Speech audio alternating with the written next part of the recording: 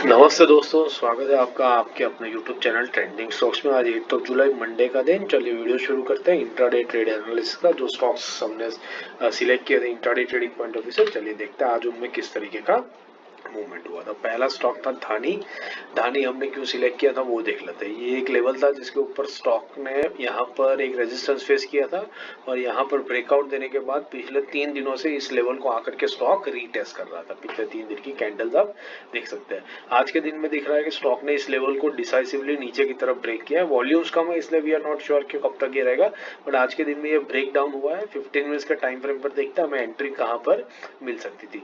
तो सेलिंग था हमारा 56 के नीचे। तो 56 का जो लेवल है वो आपको मिलेगा कुछ यहाँ पर। दिस इज 56, ये 56 का लेवल है। तो आप देख सकते हैं कि ये लेवल ब्रेक करने के बाद में स्टॉक ने जो 315 की कैंडल है, क्योंकि लास्ट कैंडल हम वही देख पाएंगे, लास्ट 15 मिनट्स में ट्रेड होगा नहीं, तो लास्ट 315 की जो कैंडल थी उसमें स्टॉक ने लो लगाया 54.90 का। मतलब ऑलमोस्ट आप समझ लीजिए 2% जैसा मूवमेंट आपको स्टॉक ने यहाँ से यहाँ तक इस रेंज के अंदर में आपको दिया है।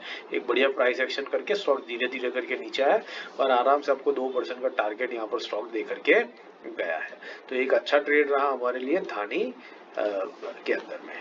दूसरा जो स्टॉक था हमारा ऊपर की साइड पर भी अगर आप देखें 56.35 हमारा बाइंग था। तो 56.35 अगर मैं बाइंग पकड़ूं तो ये लेवल है 56.35 यहाँ पर। तो यहाँ पर भी आप देख सकते हैं शुरू के फर्स्ट हाफ में आपको यहाँ पर एंट्री मिली होगी और उसके बाद स्टॉक ने हाई लगाया है यहाँ तक का 57.14 तक कहीं पर।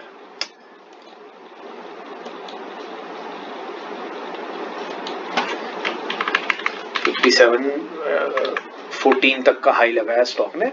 तो ये यहाँ पर भी आप देख सकते हैं कि 1% का टारगेट आपको फर्स्ट हाफ में बाइंग साइड के ऊपर भी देखने को यहाँ से यहाँ मिला। तो दोनों साइड हमें अच्छे ट्रेड्स धानी के अंदर में आज के दिन में देखने को मिले। दूसरा जो स्टॉक हमने सिलेक्ट किया था वो था फिनोलेक्स इंडस्ट्रीज, फिनपाइप। सो फिनपाइप हमने क्यों सिलेक्ट किया था वो देख लेते हैं डेली टाइम फ्रेम के ऊपर। तो इस लेवल के ऊपर स्टॉक काफी दिनों से, ऑलमोस्ट हफ्तों से कंसोलिडेट किए जा रहा था, इसलिए हमने यहाँ पर इसको लेवल को नोट करा था। और आज हम देख सकते हैं कि इस लेवल के नीचे एक ब्रेक डाउन हुआ है। तो 15 मिनट्स के टाइम फ्रेम पर देखते हैं कि सेलिंग हमें कितने लेवल पर मिला। 322 के ऊपर।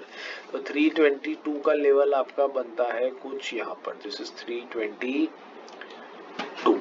सो 322 का लेवल आपका यहाँ पर ब्रेक डाउन हुआ। ये फर्स्ट 15 मिनट्स की कैंडल में भी हुआ था, लेकिन फर्स्ट 15 मिनट्स की कैंडल में मैं जनरली कहता हूँ कि आप ट्रेड नहीं करेंगे और बहुत क्विकली वॉलेटाइल ट्रेड्स होते हैं, तो ये मूवमेंट भी आप कैप्चर नहीं कर पाएंगे। अगर आप देखेंगे ना तो ये फर्स्ट 5 मिनट्स के अंदर ही ये लेवल ब्रीच किया होगा। देखिए ये, हाँ, पहली 15 मिनट में हुई है, बट ये लेवल हमेशा कैप्चर करना थोड़ा सा टफ होता है, डिफिकल्ट होता है। तो आपने 15 मिनट्स में अगर इसको छोड़ दिया तो आपको अराउंड 11 बजे के आसपास में ये ट्रेड यहाँ पर मिला होगा और यहाँ से स्टॉक ने लो लगाया है कुछ इस लेवल तक का। ये है 316.40, मतलब ऑलमोस्ट आप समझ लीजिए 6 रुपए का मूवमेंट यहाँ से यहाँ आपको देखने को मिला, विच इज जस्ट 2%। तो 2% का टारगेट हमें फिनोलेक्स इंडस्ट्रीज के अंदर में भी आज के दिन में देखने को मिला। तीसरा स्टॉक था FSL, फर्स्टसोर्स। तो ये हमने क्यों सिलेक्ट किया था वो देख लेते हैं।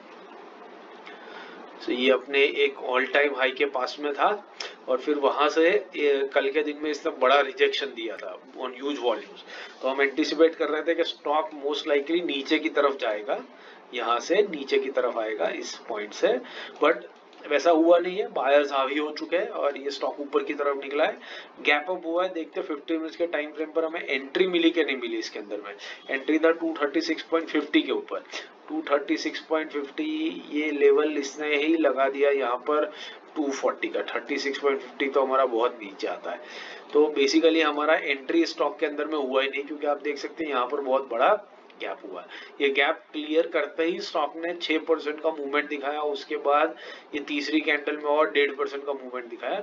तो स्टॉक हमारी डायरेक्शन में गया है, हमने जैसे एंटिसिपेट किया था उस तरीके से स्टॉक गया है, बट बेसिकली हमें ट्रेड मिला नहीं, क्योंकि इसमें गैप अप हुआ और काफी वॉल्यूम से, इसलिए गैप अप होना नॉर्मल होता है। और उस रीजन से हमें इसके अंदर में ट्रेड देखने को नहीं मिला। तो आशा करता हूँ आपको ये वीडियो पसंद आया होगा, चीजें समझ में आई होगी। बाकी स्विंग ट्रेड और पोजिशनल ट्रेड के वीडियोस मैंने यहाँ पर पिन कर दिए, तो आप ये कंटेंट भी एक्सप्लोर कर सकते हैं और हमसे swing trading, positional trading, intraday trading सारी चीजें सीख सकते हैं। ट्रेडिंग इन्वेस्टमेंट करने से पहले अपने सेबी रजिस्टर्ड फाइनेंशियल एडवाइजर की सलाह जरूर ले लीजिएगा। हमारे कंटेंट को सिर्फ एजुकेशन पर्पज से ही स्टडी कीजिएगा। Thank you and have a great trading day ahead.